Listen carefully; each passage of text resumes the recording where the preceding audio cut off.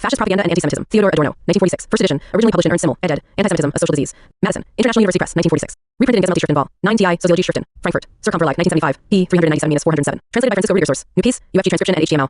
Fernando S. Araujo. The observations contained in this article are based on 3 studies carried out by the Anti-Semitism Research Project, sponsored by the Institute for Social Research at Columbia University. These studies examined a large sample of anti-Semitic and anti-democratic propaganda, consisting mainly of pamphlets, weekly publications, and transcripts of radio addresses given by West Coast agitators. The nature of the work is primarily psychological, although it often touches on economic, political, and sociological problems. Consequently, the psychological aspects of this propaganda are under consideration here, rather than the objective content. Its purpose is not to enunciate a complete psychoanalytic theory of anti-democratic propaganda, nor to give a complete account of the methods employed. Furthermore, the facts and interpretations generally known to those familiar with psychoanalysis have been omitted. The aim is rather to point out some findings which, although fragmentary and preliminary, may suggest future psychoanalytic evaluations. The material study exhibits in itself a psychological approach, for it is conceived in these terms much more than on objective grounds. It seeks to win people over by working with their unconscious mechanisms, and not by presenting ideas and arguments. The oratorical technique of fascist demagogues has a cunningly illogical and pseudo-emotional nature, but that is not all. More than that, positive political programs, postulates, or any other concrete political idea play a minor role in comparison with the psychological stimuli applied to the audience. It is on the basis of these stimuli and other information, more than on the confusing platforms of their speeches, that we can identify them as being fascists. Let us consider 3 features of the predominantly psychological approach of current American fascist propaganda. 1. This is personalized propaganda, essentially non-objective. The agitators spend much of their time talking about themselves or their audiences. They present themselves as lone wolves, typical American citizens, full of robustness, and as such tireless and without traces of egotism.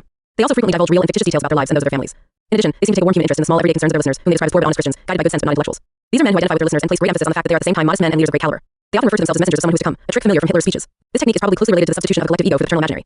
Another personalization scheme they favor is to reiterate their small financial needs and beg for small amounts of money. The agitators repudiate any pretense of superiority, suggesting that the leader to come is someone as weak as his brothers, but who at the same time dares to confess his weakness without inhibition, and therefore is ready to become a strong man. My friend, there's only one way to get a revival. All America, all the churches have to get a revival. The story of the Great Welsh Revival is simply this. Divine pity drove men to despair, and then they began to pray for a revival to be sent to them, and wherever men and women went, there came a revival. The glorification of action of what is happening simultaneously replaces and obliterates the purposes of the so-called movement. The end is that may the world be shown that there are patriots, Christian men and women, who fear God and who, in spite of everything, are willing to give their lives to their home, their native land, and the cause of God. 3. Since the whole weight of this propaganda is aimed at promoting the means, it is itself its ultimate content. In other words, propaganda functions as a kind of wish fulfillment.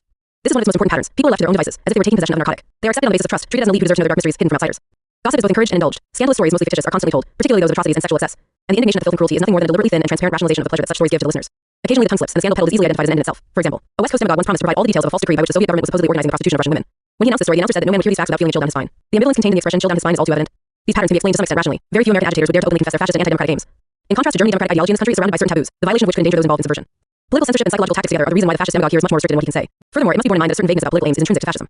This is partly due to its inherently atheoretical nature, partly because its followers will eventually be deceived. Fascist leaders must avoid any formulations that they will later have to stretch. It should also be noted that with regard to terrorist and repressive measures, fascism usually goes beyond what it has announced. Totalitarianism means ignoring limits, not giving anyone a chance to breathe, conquering by imposing absolute dominion, and totally exterminating one's chosen enemies. Given this fascist meaning of what dynamism means, any well-designed program would function as a limitation, a kind of guarantee given to the adversary.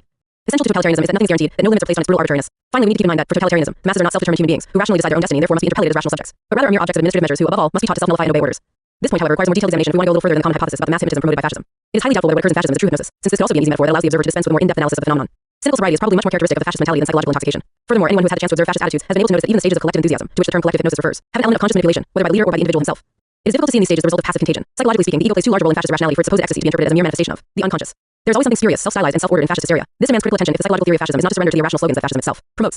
Having said this, we can ask what after all does fascist propaganda, and in particular anti-Semitic propaganda, want to achieve? To be precise, its goal is not rational, because it does not try to convince the people and never leaves the non-argumentative plain. There is a connection here in which 2 facts deserve detailed investigation. 1. Fascist propaganda does not attack real opponents, but that is a constructing image of the Jew or the communist, and then breaks it into pieces, without paying much attention to how this image relates to reality. 2. It does not employ discursive logic, for before that, particularly when it comes to rhetorical displays, is what may be called an organized flow of ideas. The relation between premises and inferences is replaced by linking of ideas that rests on a mere similarity, and more often on associations. By using the same characteristic word in 2 propositions that logically have no relation. This method not only escapes the mechanisms of rational examination, but also makes it easier for the listener to follow. The listener does not exactly have to do a thought, but can passively surrender himself to the flow of words in which he has immersed himself. Despite these regressive patterns, anti-Semitic propaganda is by no means entirely irrational. Irrationality is too vague a term to adequately describe so complex a psychological phenomenon. We know very well that fascist propaganda, with all its fantastic distortions and logical contortions, is consciously planned and organized. If one wishes to call it irrational, it must be noted that it is an applied rather than a spontaneous irrationality. A kind of psychotechnics derived from conspicuous effects with which most expressions of mass culture today, for example films and radio broadcasts, are speculated. Thus, even if it is true that the mentality of the fascist agitator reflects something of the mental confusion of his would-be followers, and that the leaders themselves are hysterical or paranoid types, the truth is that they have learned how to use their psychotic or neurotic predispositions to achieve certain ends that are fully adapted to the reality principle. And this is true whether from experience or from the extraordinary example of Hitler. The conditions prevailing in our society tend to transform neuroses and even mild madness into a commodity, which those who suffer from them can pass on once they discover that there are many others with similar illnesses. The fascist agitator is usually an expert salesman of his own psychological defects. Obviously, this is only possible because of the structural similarity that exists between the leader and his followers. The aim of propaganda is to establish agreement between them, much more than to supply any idea or emotion that did not belong to its audience from the outset. Given this, the question of the true psychological nature of fascism can be formulated. What does this relationship between leader and followers consist of in the propaganda situation? The observation suggested above that this type of propaganda functions as a form of gratification would be a first point of reference. We can compare it with what happens in the social phenomenon of soap operas.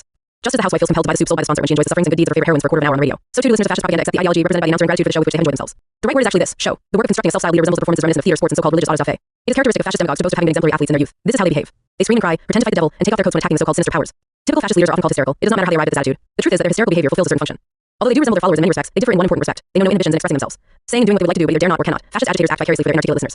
They violate the taboos that middle-class society has placed on all expressive behavior of the normal realistic citizen. It may be said that some of the effects of fascist propaganda are obtained by this invasive procedure. Fascist agitators are taken seriously because they risk being made to look like fools. Educated people often have difficulty in understanding the effects of Hitler's speeches because they sound so insincere and inauthentic, or as Adorno word says, verlogen. But it is a mistake to think that the so-called common people have an unquestionable preference for the genuine and sincere, and despise the fraudulent. Hitler was not appreciated because he lacked cheap buffoonery, but rather because of it, his false accents and clowning. All this was seen and appreciated as such. Really popular artists like Girardi and Spicoli establish real contact with their audiences and never cease to use the false accents that shock us so much. Similar manifestations are regularly found in people who lose their inhibitions after drinking too much. The sentimentality of the common people is by no means a primitive and unreflective emotion. On the contrary, it is a fake and cheap imitation of real feelings that, for the most part, does not escape consciousness and carries with it a slight self-indulgence. The situation created by this display may be called a ritual. The fictitious character of propaganda's oratory, the distance between the personality of the speaker and the content and character of his utterances, are characteristic of the ceremonial role assumed by him and expected of him. Yet such a ceremony is simply the symbolic relation of the identity he verbalizes, an identity which the listeners feel and think but cannot express. What they really want him to do is not to convince them, nor in essence to whip them into a frenzy, but rather to have their own minds revealed. The gratification they derive from propaganda probably consists in the demonstration of this identity, no matter how far he goes, and so is a kind of institutional redemption of their own inarticulateness, brought about by the communicator's verbosity. The main pattern of the propagandist ritual is its active revelation and the temporary abandonment of responsible and self-controlled seriousness. To be sure, we can see this active identification as a phenomenon of collective regression. It is not really a simple return to the old primitive emotions, but a return to a ritualistic attitude in which the expression of emotions is sanctioned by an agency of social control. Note in this context that one of the most dangerous and successful agitators on the West Coast repeatedly encourages his listeners to give way to all kinds of emotions, to release their feelings, to scream and burst into tears, and to insist on attacking the standards of conduct based on rigid self-control as advocated by the established religious bodies and the Puritan tradition together. This relaxation of internal controls, the fusion of individual impulses with the ritual scheme, is closely related to the universal psychological weakening of individuality. In general, a comprehensive theory of fascist propaganda would be equivalent to the psychological deciphering of the more or less rigid rituals performed in each fascist course. We are only allowed to make brief references to some characteristics of this ritual within the scope of this article. 1. First and foremost, there is the astonishing stereotyping of the fascist propaganda as a whole that we have come across. Not only does each individual speaker repeat the same patterns over and over again, but different speakers use the same cliches. The main one, of course, is the dichotomy between black and white, friend and enemy. Stereotyping applies not only to the defamation of Jews or certain political ideas, as exemplified by the denunciations of communism and bank capital, but also to matters and attitudes that at first glance seem very remote. We have compiled a list of the most typical psychological devices used by practically all fascist agitators, which can be condensed into no more than 30 formulas. Several of them have been cited above, such as the lone wolf, the idea of indefatigability, of persecuted innocence, of the little great man, not to mention the phrase of the movement itself, and so on. Of course, the uniformity of these devices can be explained in part by reference to a common source, such as Hitler's Mein Kampf. It can also be explained by the organizational ties of all these agitators, as seems to be the case with those on the west coast of the United States. But the reason must be sought elsewhere, when it is noted that agitators in other parts of the country employ the same assertions. For example, that their lives have been threatened and that their listeners will know who is responsible if the threat, which is never carried out, is carried out.